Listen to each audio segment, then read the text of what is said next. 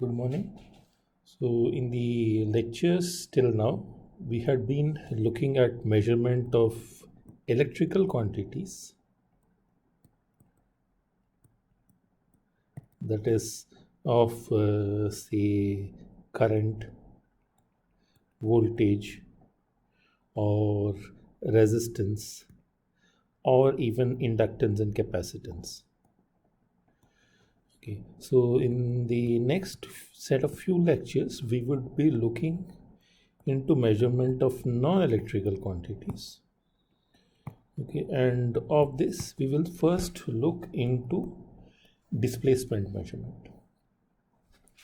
Okay, and in this and for displacement measurement, there are various ways. Particularly, you can use transducers that either use measure the change in resistance or inductance, okay, or capacitance of a particular element, and this change in resistance or inductance or capacitance is brought about by displacement, of course. And in this lecture, and for resistance based, and the displacement itself can be either linear displacement or it can be rotary displacement, and you can have resistance measurement, that is, you can have a resistive potentiometer which can be configured to have a change of resistance with change of displacement. You can have variable inductance based transducers, okay, and you can also have LVDT, which are basically transformers whose property changes with displacement. And in addition, you can have other type of transducer, like you can have capacitance based capacitive transducer or piezoelectric transducer that cause displacement to directly come out to be a force, and that force is translated to a voltage. Or you can have synchros, where difference in the orientation of two particular rotors is directly translated to voltage also. So in all these cases, displacement is translated to an electrical quantity. It can be either resistance or inductance or capacitance, or even in some particular cases the displacement is directly or rather indirectly translated to a voltage. Okay, and this indirect measurement, the intermediate quantity may be a force that is there in the piezoelectric transducer, or it may be a direct uh, translation, as in case of a synchro. Okay, in however, in this particular lecture, we would look only at the resistive transducers, more particularly resistive potentiometers.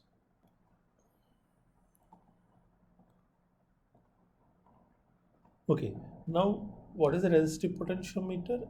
So it's a transducer which consists of a resistive element and also a sliding contact. It can move. So here you have a resistive element here, and this is the sliding contact. This sliding contact can move, and depending upon the position of the sliding contact, the effective resistance between the output terminals changes. Okay, and the motion that is and that can be taken out as a voltage measurement. Okay, so if you have an input voltage, then the output voltage is dependent on the proportion of the resistance of the total resistance that is across the output voltage now.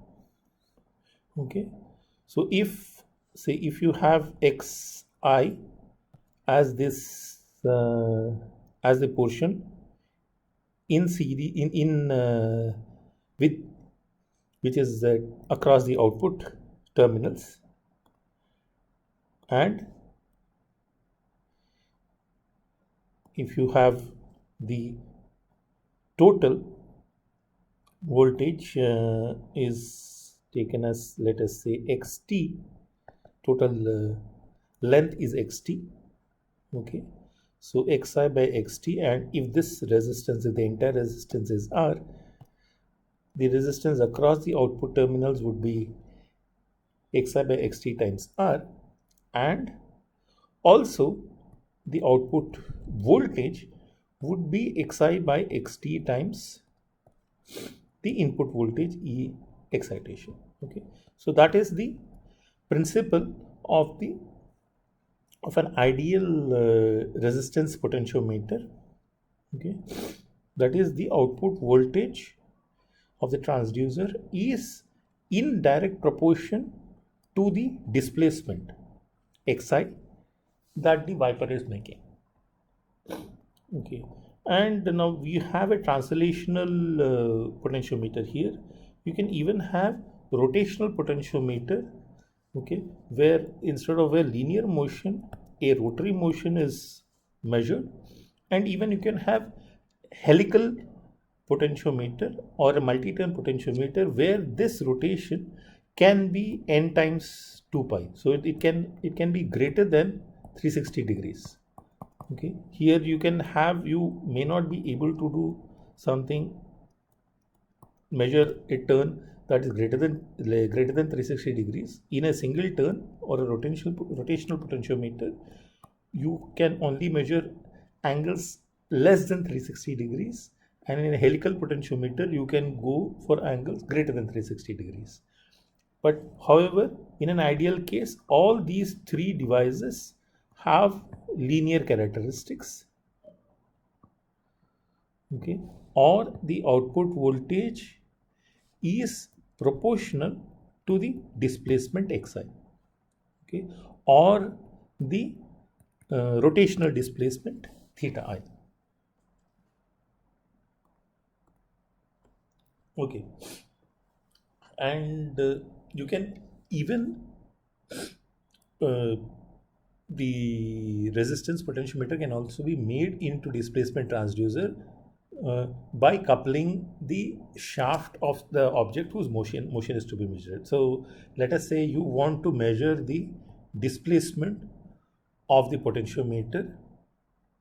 Okay, or for a shaft, means by want to measure the position of the shaft. Okay, and so you can connect the potentiometer and to this device. Okay, and and you have the threaded drum here. Okay, and you have the object that is being connected here. So the displacement of some object here is to be measured, and as the object moves or rotates, this cable gets wound or unwound, and that in turn moves this shaft or this potentiometer, a rotary potentiometer as explained here, and that is connected here to show the reading. Okay, in this case what is needed is that you need a reset mechanism. So the reset mechanism can be given by having a control spring, that if there is no extension, there is no force being put here, so then this spring recoils and it is reset to 0. In any case, what this just shows is that the potentiometer, the resistance potentiometer can be used to measure all types of displacement, either rotary or linear. Okay, now as I said earlier, it is generally assumed that the resistance, the resistance distribution or the resistivity of the material that is used here is uniform. Okay, so the distribution of resistance is also uniform along the length of this wire. Okay, or along the travel, or you can also say that along the travel of this wiper. Okay, and the other assumption that is made is that basically you would be using a voltmeter connected across this output terminal, what we are assuming is that the resistance of this voltmeter is infinite, so that it doesn't affect the measurement. Okay, and based on these two assumptions, we say that the uh, relationship between this output voltage EO and the displacement x or theta of this Viper is going to be a perfectly linear graph.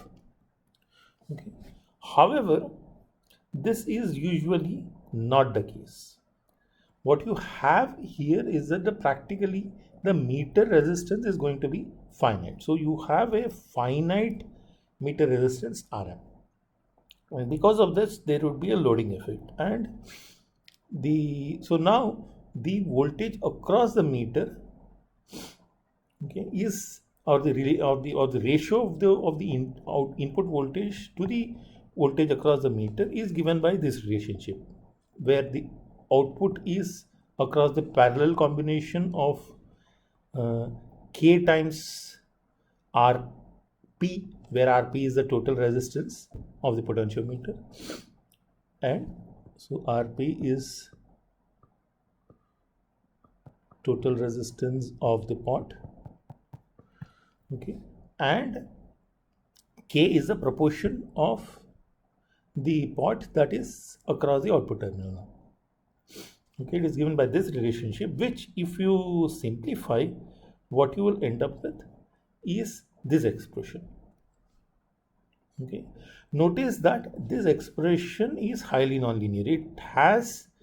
It's not directly proportional to K. There is K times 1 minus K. Okay, and it also depends upon the ratio of RP to RM. Okay, what is for sure is that if RP by RM becomes 0, okay, then this entire term disappears and you have a linear relationship. Since the input or since the potentiometer resistance RP cannot be 0, what you are saying is RM tends to infinity, or the ideal case that voltmeter has infinite resistance. Okay, so this just confirms our conclusion that if the voltmeter has an infinite resistance, then the relationship is going to be linear. However, the voltmeter is not going to have infinite resistance in a practical scenario. So what you would end up with is in a situation, okay, where you don't have this line. Okay, this line is not happening. What you have here is one of these lines. Okay, one of these blue lines. This is practical. Okay, so there is a deviation from the linear characteristics, and you only have the true value at the point 0 and 1. Okay, that is the only point where the true linear graph, that is RP by RM equal to 0, that line, the value of that line uh, meets the characteristics of this. But those two endpoints are going to be useless because they are just saying that the Viper is one of these ends. Okay, it's not a useful scenario. It's totally omitting the entire potentiometer range itself. So the matching at these 2 points is not really an advantage at all. What you need is that the error between here should be minimized.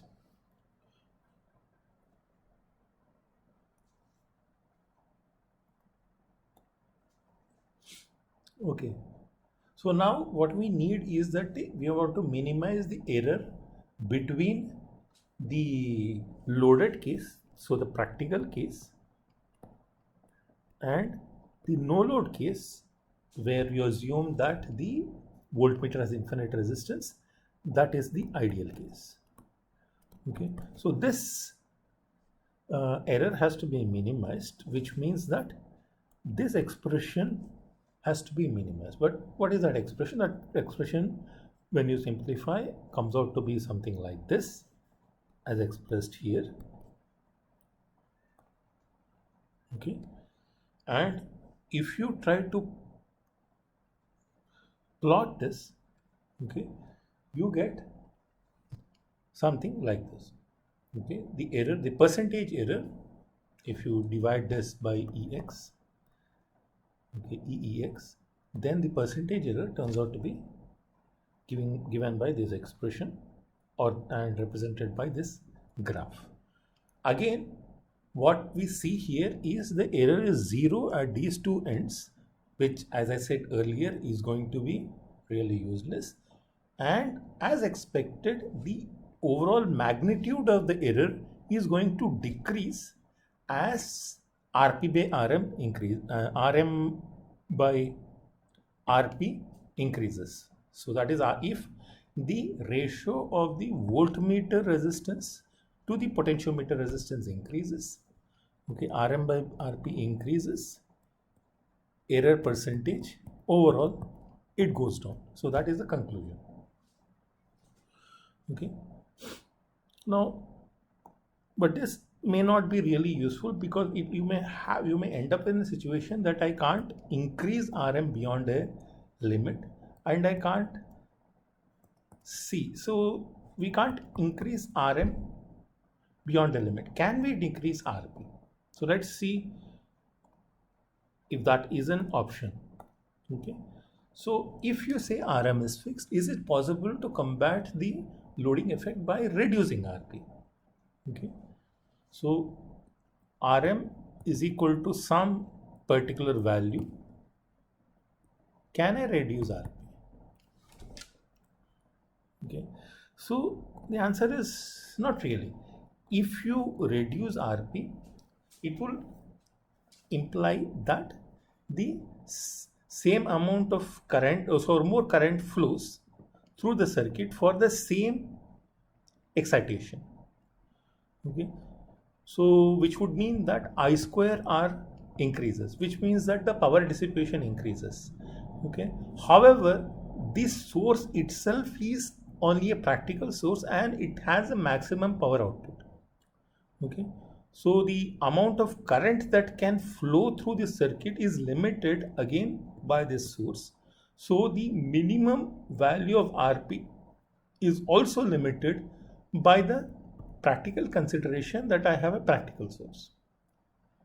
Okay, and to combat this, if you want to decrease this current by sufficiently decreasing Ex, which would mean that the voltage, the EO also decreases, the voltage output also decreases, which would mean that the sensitivity decreases. So what we are having is, as we try to increase the linearity by using the same circuit, we are losing the sensitivity. Any attempts to increase the linearity while keeping the same circuit, by decreasing RP, okay, by decreasing RP is going to cause a loss in sensitivity. Okay, or is going to sort of even cause errors, because you may be violating the power rating requirements, power rating limitations of Ex. Okay, you may have wrong results even, because if you try to draw a lot of power, it can cause serious loading effects, and you may the output output voltage that you have may not be really linear, even to the extent that your RP by RM equations predict. Okay, so what is the conclusion? It is that linearity and sensitivity needs to be compromised in this case. Decreasing RP, okay, is not a good option. Okay, just to increase linearity, decreasing RP is not really a good option. So what can be the solution? The solution is modifying the circuit by adding an additional resistance RM, say R1 in, okay, in this circuit and the value of R1 in is the same as the value of the meter resistance Rm. Okay. Now, how does this change the change the output? Now, of course, now what you have is that the output is again measured across. The output is again across the parallel combination of K, Rp and Rm. However, the input is across the series combination of this and these two resistance, which is 1 minus K times Rp in parallel with a resistance Rm as given here. Okay. Now this can be simplified to get the ratio of EO by EX to be this value, this particular ratio.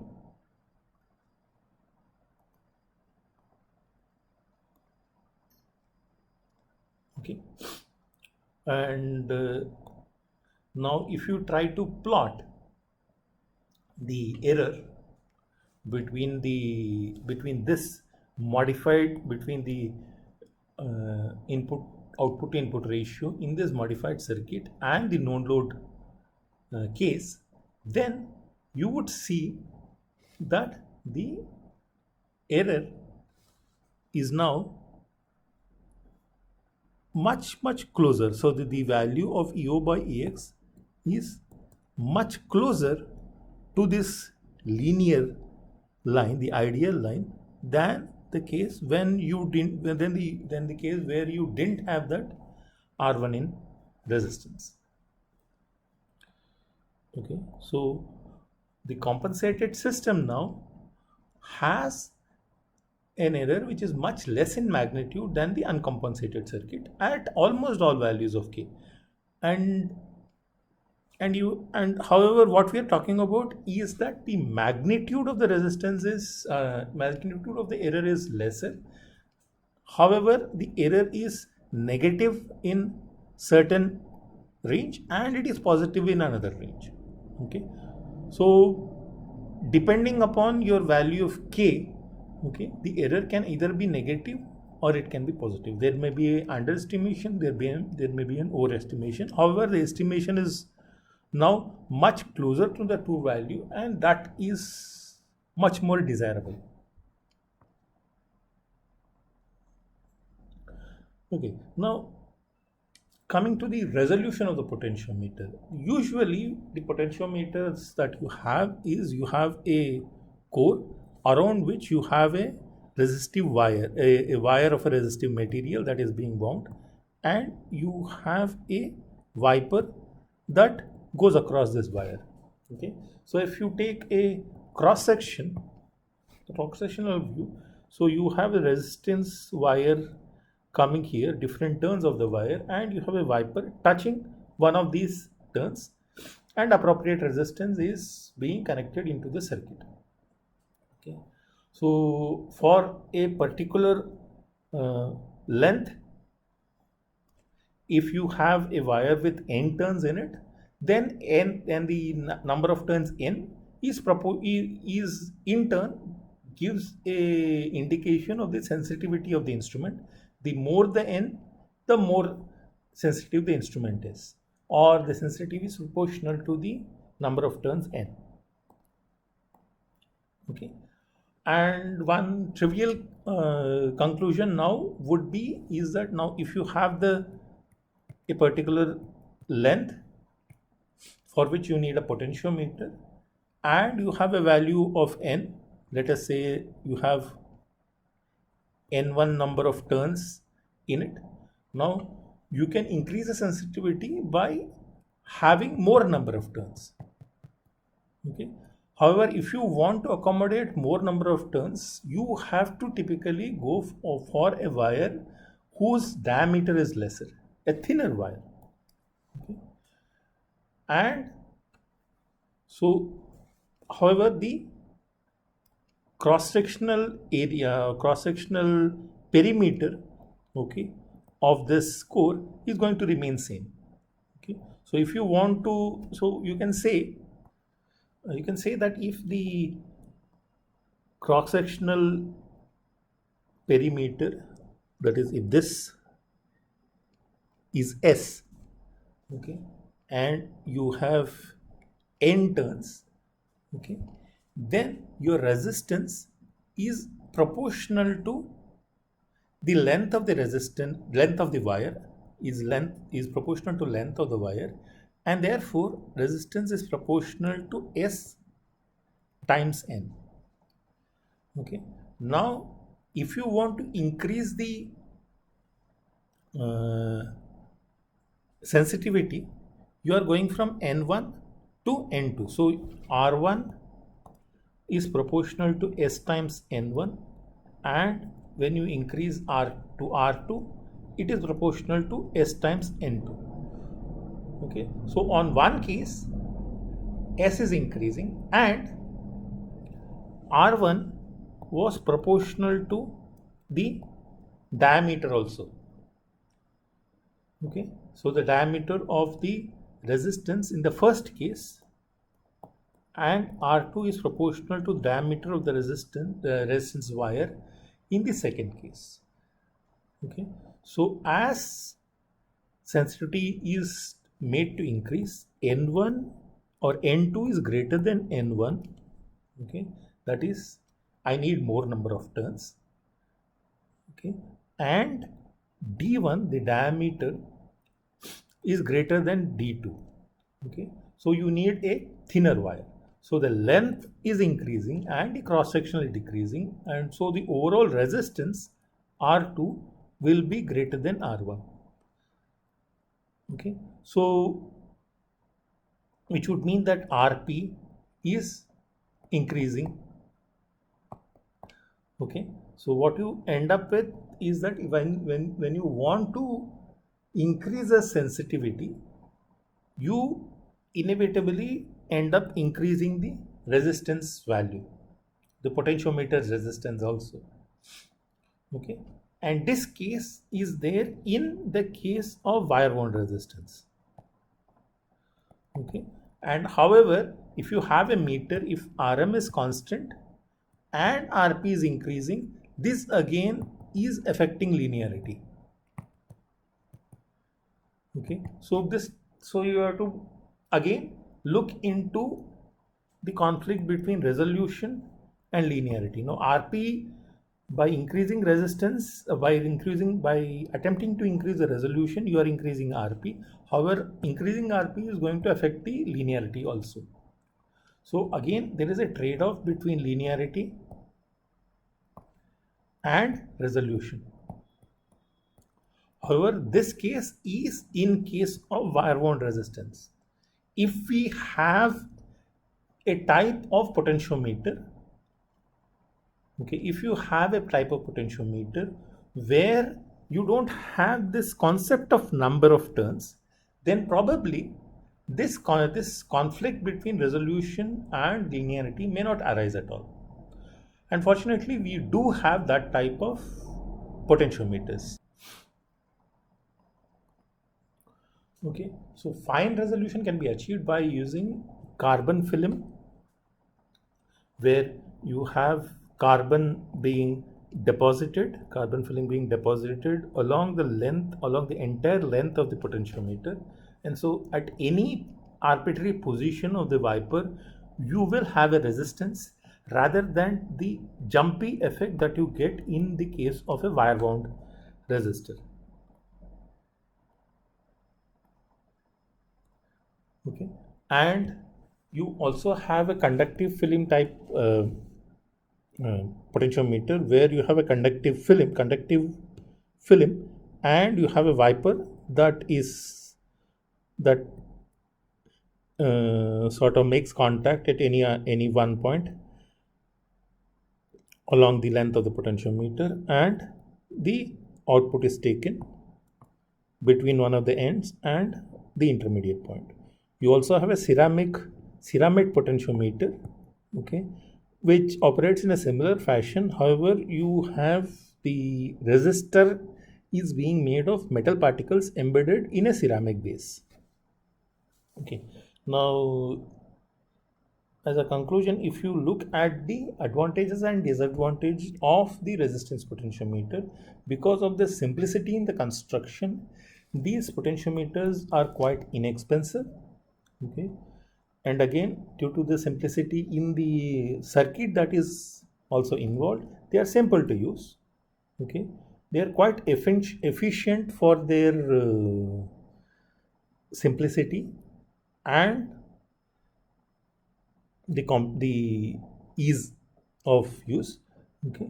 And since they are resistances, their frequency response is basically flat. Okay, they are not frequency dependent, so which would mean that there is a good frequency response. And if you are not using a wire wound resistance, you can get good resolution also. However, since there is the concept of this viper, the movement of the viper plays a significant part. So you may need some force, a significant force to cause the viper to move, because the viper itself has some mass. Okay. So to cause the displacement, you need enough force from your source that can cause this displacement. Okay. And since the viper is going to make contact with the resistor, there can be wear and tear either in the resistor material or in the viper contact also.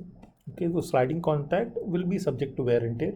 So it can be viper contact being subject to wear and tear, or even the resistance material can get worn out. That is. Okay. Proceeding further, these are the chapters that can be referred to get more information about the topic that we had covered today. And with that, we come to the end of the lecture. Thank you.